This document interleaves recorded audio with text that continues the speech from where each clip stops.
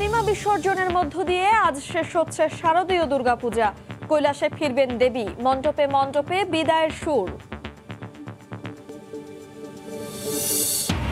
Police পরিচয় দিয়ে private car নিয়ে ছিনতাইকারী চক্রের দৌরাত্ম্য। ঢাকার নির্জন রাস্তায় পথচারীদের টার্গেট করে কেড়ে নেয় টাকা, স্বর্ণালংকার। গ্রেফতার 5। বরিশালে নারী ও শিশুদের নিয়ে নদীতে দেদারসে মাছ শিকার করছে জেলেরা। অভিযানে নজরদারি এড়াতেই এ কৌশল। জড়িতদের বিরুদ্ধে ব্যবস্থা নেওয়ার হুঁশিয়ারি।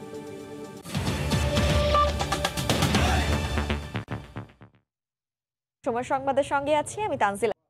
প্রতিমা বিসর্জনের মধ্য দিয়ে আজ শেষ হচ্ছে শারদীয় দুর্গাপূজা। দোলায় করে কৈলাসে ফিরে যাবেন দেবী, মণ্ডপে মণ্ডপে তাই বিদায়ের সুর বাজছে। রাজধানীর ঢাকেশ্বরী মন্দির থেকে আরো জানাচ্ছেন আফরোজা মৌটুসী। শারদীয় দুর্গা উৎসবের মহাদশমী সকাল থেকে সংগঠিত হয়েছে মহাদশমীর যে বিশেষ বিহিত পূজা সেটি, এবং এরপরে ভক্তরা এখানে দলে দলে যুক্ত হয়ে দেবীকে অঞ্জলি দিয়েছেন, দেবীর কাছে প্রার্থনা করেছেন মঙ্গল কামনার। এবং তারপর মহাষষ্ঠীতে যে মঙ্গল ঘাট প্রতিস্থাপন করা হয়েছিল সেই দর্পণ বিসর্জন করা হয়েছে কিছুক্ষণ আগে, এবং সেই দর্পণ বিসর্জনে অংশ নিয়েছেন হিন্দু ধর্মাবলম্বীরা এবং দলে দলে তারা একত্রে এখানে যোগ দিচ্ছেন। একদম মন্দিরের কানায় কানায় পরিপূর্ণ হয়ে আছে, একদম একটা উৎসব মুখর পরিবেশের সৃষ্টি হয়েছে। এবং এই মুহূর্তে দেবী দুর্গার পায়ে সিঁদুর প্রদান হচ্ছে।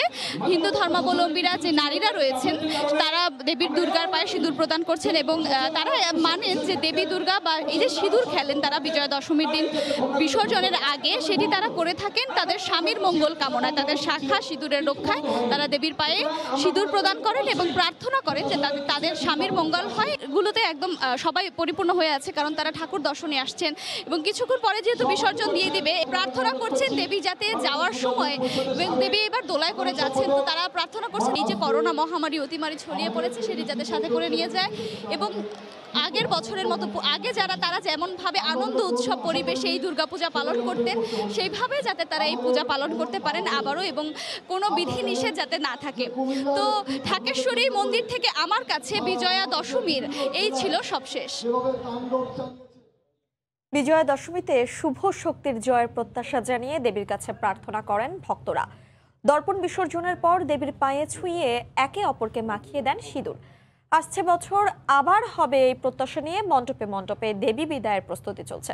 ব্যুরো ও জেলা প্রতিনিধিদের পাঠানো তথ্য ও ছবি নিয়ে রিপোর্ট।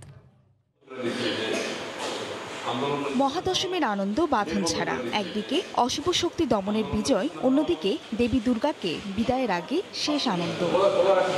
ভোরে দিনাজপুরে ধূপদীপ ফুলে বন্দনা করা হয় দেবী দুর্গার। দর্পণ বিসর্জনের পর দেবীর পায়ে ছুঁয়ে একে অপরের গালে মাখিয়ে দেন সিঁদুর, সাথে ছিল মঙ্গলের বার্তা। অঞ্জলি উলুধ্বনিতে অশুভের বিরুদ্ধে শুভর বিজয় আনন্দ। মর্ত ছাড়ার আগে দেবীর কাছে ভক্তি ভরে প্রার্থনা করেন ভক্তরা। মহাশক্তির কাছে রোগ শোক জরা কাটিয়ে দেশের মঙ্গল কামনায় জানানো হয় প্রার্থনা। দশমীর পূজা শেষে মঙ্গলের জন্য সিঁদুর দানের খেলায় মাতেন রাজশাহীর সনাতন ধর্মের নারীরা। দেবী বিসর্জনের দিন হলেও আগামী বছর আবারও দেবী মঙ্গল নিয়ে মর্তে ফিরবেন এমনটাই প্রত্যাশা সকলের। আবারও বছর ঘুরে ফিরবেন অসুর দামিনী। আসছে বছর আবার হবে, অপেক্ষার প্রহর শুরু এখন থেকেই। ফাহরিয়া ফারজানা, সময় সংবাদ।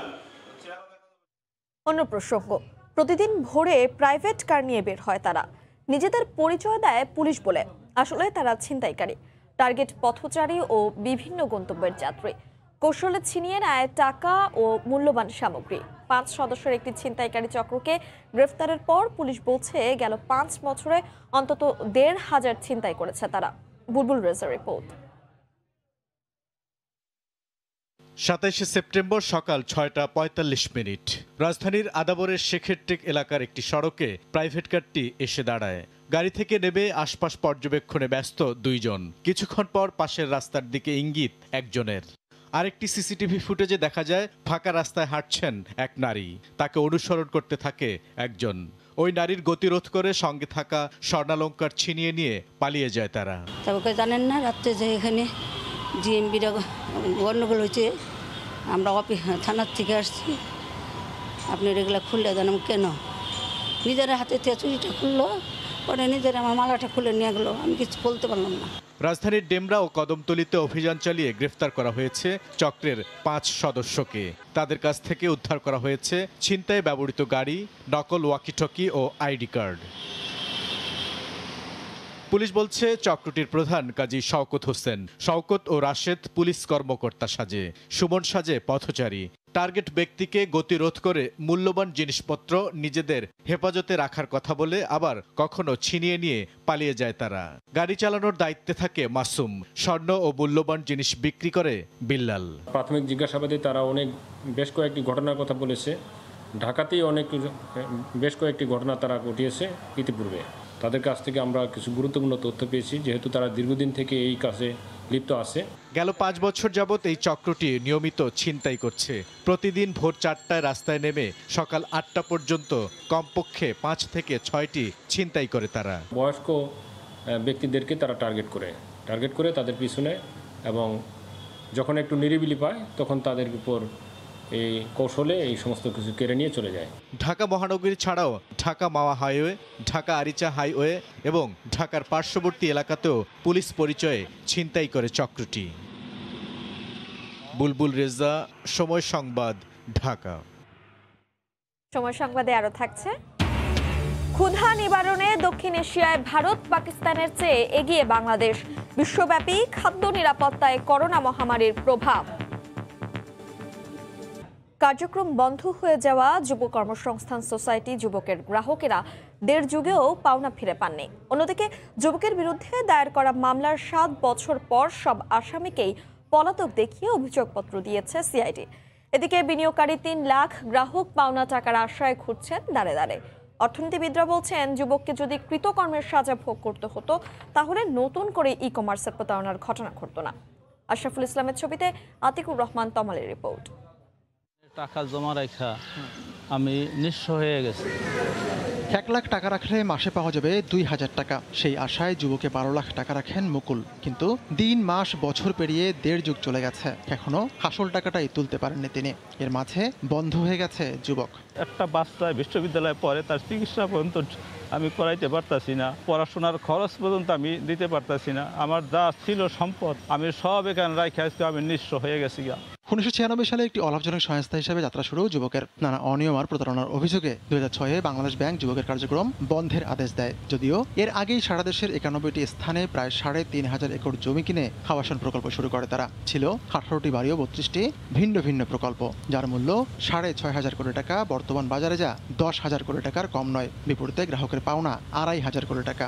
এই পাওনা ফিরিয়ে দিতে গঠিত হয় 2টি কমিশন ও একটি আন্তঃমন্ত্রণালয় কমিটি। সুপারিশ ছিল যুবকের সম্পদ বিক্রি করে পাওনা শোধ করা হবে গ্রাহকের। কিন্তু কোনো এক অদৃশ্য কারণে সব উদ্যোগ থেমে গেছে। খালা শাশুড়ি উনার কাছ থেকে আনছি, আমার খালা শাশুড়ির মেয়ে উনার কাছ থেকেও আনছি।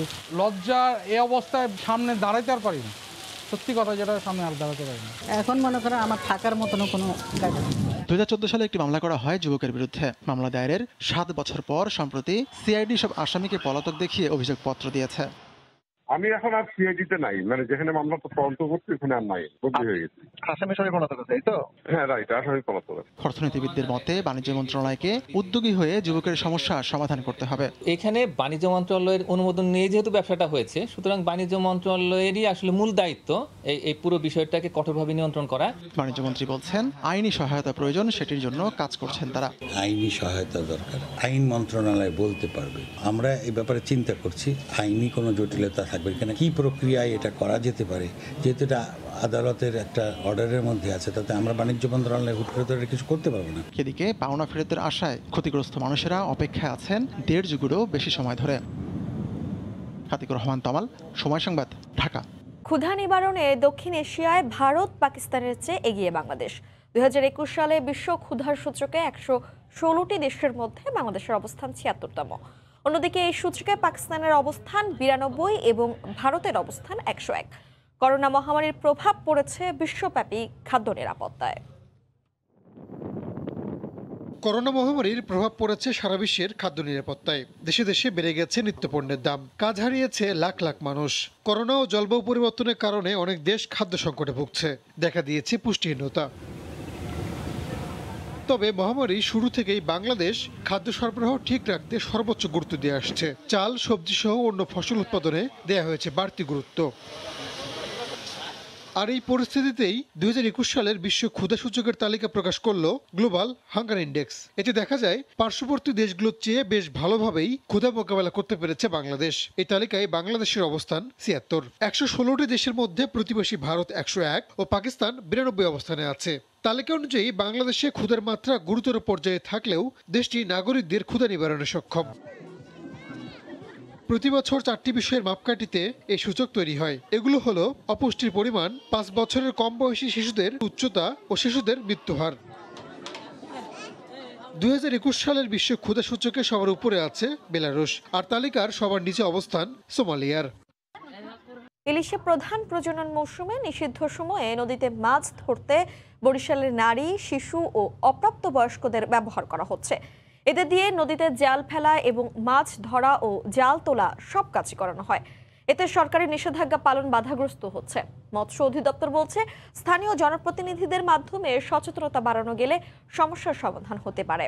অন্যদিকে আইন শৃঙ্খলা বাহিনী বলছে, এ ব্যাপারে নেওয়া হচ্ছে যথাযথ আইনি ব্যবস্থা। আমিনুল ইসলামের তোলা ছবিতে আরও জানাচ্ছেন ফিরদাউস সোহাগ। কারো বয়স 10 থেকে 12, কারো বা 14 থেকে 16 বছর। এরা সবাই নদী তীরবর্তী এলাকার বাসিন্দা। এদেরকে ব্যবহার করা হচ্ছে মাছ ধরার কাজে। ইলিশের প্রধান প্রজনন মৌসুম উপলক্ষে এখন নদীতে মাছ ধরা নিষিদ্ধ। প্রতিদিনই চলছে আইন শৃঙ্খলা বাহিনীর অভিযান। তাই গ্রেফতার এবং জেল জরিমানা এড়াতে বরিশাল অঞ্চলের নদ নদীতে মাছ ধরার জন্য কৌশল অবলম্বন করা হচ্ছে। পুরুষের পরিবর্তে মাছ ধরছে নারী, শিশু ও কিশোররা। মাছ যে পাইতাম না, খুললে বেচতো, বেচে আমারে 1-10 টাকা গাইতে দিতেই। আমরা অন্য কোনো কাজ কাম করতে পারি না, তাই আমরা জালিয়ারি করা লাগে। 22টা দিন আমরা কি করে খাবো স্যার? অভিযানে চাল ডাল খাবার যদি আমাকে দিত, আমরা না নামতাম। আমাকে 10 কেজি চাউলও দেয় না, 2 কেজি ডাইলও দেয় না, যা গো আছে হ্যাঁ গই দেয়। মোরা কিভাবে চলমু, কিভাবে বাঁচমু? এ ব্যাপারে যথাযথ আইনগত ব্যবস্থা নেওয়া হচ্ছে বলে জানায় নৌ পুলিশ। নদীতে শিশু এবং মহিলা যাদেরকে পাচ্ছি, স্থানীয় জনপ্রতিনিধি এসে এদের সাথে আমরা আলোচনা করে এদের যদি এই কাজ থেকে দূরে থাকে তার জন্য আমরা উদ্বুদ্ধ করছি। এদিকে বিভাগীয় মৎস্য অধিদপ্তর বলছে, সমস্যার সমাধান হতে পারে স্থানীয় জনপ্রতিনিধিদের মাধ্যমে সচেতনতা বাড়ানো গেলেই। জনপ্রতিনিধি তারা তাদেরকে উদ্বুদ্ধ করে, তাদেরকে নিষেধ করে, হয়তো এই নারী এবং শিশুরা এই কাজ থেকে হয়তো বিরত থাকবে। গত 4 অক্টোবর থেকে মাছ ধরার উপর চলছে নিষেধাজ্ঞা। এর মধ্যে 13 অক্টোবর পর্যন্ত বরিশাল বিভাগে বিভিন্ন মেয়াদে জেল হয়েছে 266 জনের, জরিমানা করা হয়েছে 8 লাখ টাকা, মামলা হয়েছে 332টি। তবে মানবিক কারণে নারী ও অপ্রাপ্তবয়স্কদের মুচলেকা ছেড়ে দেয়া হয়। ইলিশের প্রজনন মৌসুম মাত্র 22 দিন। এই সময়টাতে সরকারি নিষেধাজ্ঞা পুরোপুরি মানা হলে নদ নদী ভরে উঠবে ইলিশে। ইলিশের দাম কমবে, জেলে এবং ক্রেতা বিক্রেতা সবাই আর্থিকভাবে লাভবান হবেন, এমনটাই মনে করছেন বিশেষজ্ঞরা। বরিশালের মেহেন্দিগঞ্জের কালাবদ নদী থেকে ফিরদাউস সোহাগ, সময় সংবাদ। করোনার পর দর্শনার্থীদের পদচারণায় মুখর হয়ে উঠেছে নাটোরের উত্তরা গণভবন। প্রায় 300 বছরের স্থাপত্যশৈলী, নানা নিদর্শন আর রাজবাড়ির নৈসর্গিক সৌন্দর্য উপভোগে দারুণ উচ্ছ্বসিত ঘুরতে আসা মানুষেরা। এতে খুশি স্থানীয় ব্যবসায়ীরাও। আব্দুল সালামের ক্যামেরায় রাকিবুল হাসানের রিপোর্ট। এককালের দীঘাপতিয়া মহারাজাদের বাসস্থান এবং বর্তমান উত্তরা গণভবন। সবুজ শ্যামল ছায়ায় যেমন নৈসর্গিক সৌন্দর্যে ভরা, তেমনি এ অঞ্চলের ইতিহাস ও ঐতিহ্যের জ্বলন্ত সাক্ষী। এই রাজভবনের পরিচয় বহন করে পিরামিড আকৃতির 4 তলা প্রবেশদ্বার। বিস্তৃত প্রাসাদটি পরিখা আর উঁচু প্রাচীরে ঘেরা। আছে দীর্ঘ প্রবেশ পথ আর নানা প্রকার গাছগাছালিতে ভরা। তারাখচিত গম্বুজওয়ালা বিশাল রাজদরবার দর্শনার্থীদের আকৃষ্ট করে। দলগতভাবে কোনো জায়গায় আসলে সেটা মানে ঘোরার মজাই আলাদা, আর যদি এরকম সুন্দর জায়গা হয় তাহলে তো আরো মজা। মিনি চিড়িয়াখানা আছে যেখানে বিভিন্ন জীবজন্তু আছে, দেখে বাচ্চা অনেক আনন্দ পাইছে আর কি। অনেক রকমের পশু পাখি দেখলাম আর অনেক মজা হলো। প্রায় 100 বছর পুরনো সেই চিঠিগুলো, আবেগঘন মুহূর্তগুলো সে তুলে ধরেছে এখানে। প্রাসাদের ভেতরে প্রবেশ করলেই দেখা মিলবে ইটালিয়ান গার্ডেন, গ্রিক দেবীর মূর্তি, রাজাদের ব্যবহার্য নানা আসবাব, ময়ূর পালঙ্ক খাট, মার্বেল পাথরের টি টেবিল। প্রতিটা অংশ সুন্দর করে সাজিয়ে রাখা, এক কথায় বলতে গেলে ইউনিক। এই যে রাজবাড়ি, সত্যি সত্যি এখানে বনলতা সেনেরাই থাকে। রাজকুমারীর জিনিসপত্র দেখে, রাজার গাউন দেখে, রাজার খাট, সবই ভালো লাগলো, পুরো জায়গাটাই সুন্দর। করোনার পরে দর্শনার্থীদের আগমনে সচল হয়েছে এখানে গড়ে ওঠা ছোট ছোট ব্যবসা প্রতিষ্ঠান। করোনার সময় তো আমাদের টোটাল অফ ছিল একবারে, এখন আলহামদুলিল্লাহ খুলছে, এখন বাইরে থেকে দর্শনীতে আসছে, চলতেছে, টুকটাক ব্যবসা চলতেছে। মোটামুটি অনেকটা ভালো, আমরা অনেক কাস্টমার পাচ্ছি, বেচা কিনা করতে পারতেছি। করোনার কারণে দর্শনার্থীদের জন্য বন্ধ ছিল গণভবন। 19 আগস্ট থেকে দর্শনার্থীদের জন্য এটি খুলে দেয়া হয়। বিশ্বের বিভিন্ন দেশের 4000-এর বেশি সন্ত্রাসী জঙ্গি সংগঠনকে বিপজ্জনক হিসেবে চিহ্নিত করে কালো তালিকাভুক্ত করেছে ফেসবুক। এই তালিকায় বাংলাদেশ থেকে পরিচালিত বা দেশে সক্রিয় 6টি জঙ্গি সংগঠন ও এক ব্যক্তির নাম পাওয়া গেছে। এই তালিকায় প্রকাশের পর যুক্তরাষ্ট্র সহ বিশ্বের বিভিন্ন দেশে নতুন করে শুরু হয়েছে আলোচনা। বিশ্লেষকরা বলছেন, নানা কর্মকাণ্ডে সমালোচিত ফেসবুক সামাজিক দায়িত্ব পূরণের অংশ হিসেবে এই কাজটি করেছে। যুক্তরাষ্ট্র থেকে সহকর্মী লস্কো আল মামুনের রিপোর্টে বিস্তারিত। ফেসবুক নিয়ে আছে সমালোচনা, আছে নানামাত্রিক আলোচনা। বিভিন্ন সময় এই ফেসবুকই করে থাকে সামাজিক বিভিন্ন কাজ। দায়িত্বশীল এসব কাজে প্রশংসিত হয় জনপ্রিয় সামাজিক যোগাযোগ মাধ্যমটি। চলতি সপ্তাহে বিশ্বের বিভিন্ন দেশের 4000-এর বেশি সন্ত্রাসী জঙ্গি সংগঠনকে বিপজ্জনক হিসেবে চিহ্নিত করে কালো তালিকাভুক্ত করেছে মার্ক জাকারবার্গের প্রতিষ্ঠান। ফেসবুকের ডেঞ্জারাস ইন্ডিভিজুয়ালস অ্যান্ড অর্গানাইজেশনস পলিসির আওতায় গোপন এই কালো তালিকার একটি সংস্করণ প্রকাশ করে মার্কিন সংবাদ মাধ্যম দ্য ইন্টারসেপ্ট। তালিকায় থাকা বাংলাদেশ থেকে পরিচালিত বা সক্রিয় 6 জঙ্গি সংগঠনগুলো হলো আল মুরসালাত মিডিয়া, ইসলামী স্টেট বাংলাদেশ, হরকাতুল জিহাদ ইসলামী বাংলাদেশ, আনসারুল্লাহ বাংলা টিম, জামায়াতুল মুজাহিদিন বাংলাদেশ জেএমবি ও শাহাম আল হিন্দ মিডিয়া। তালিকায় জেএমবির সঙ্গে সংশ্লিষ্ট তরিকুল ইসলাম নামে এক ব্যক্তির কথাও উল্লেখ আছে, তবে ওই ব্যক্তির ব্যাপারে বিস্তারিত কোনো তথ্য জানানো হয়নি।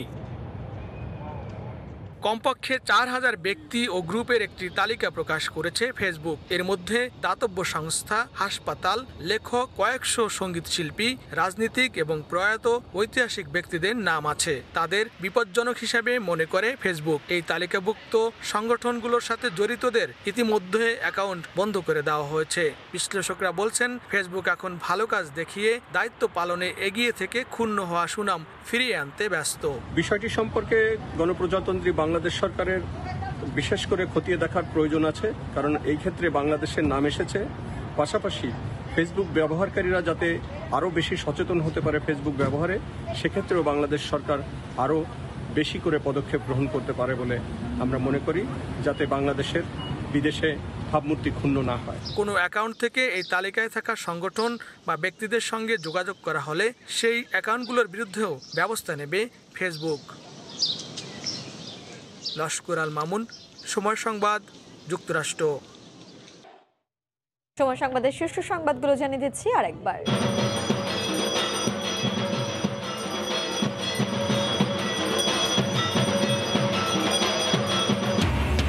প্রতিমা বিসর্জনের মধ্য দিয়ে আজ শেষ হচ্ছে শারদীয় দুর্গাপূজা।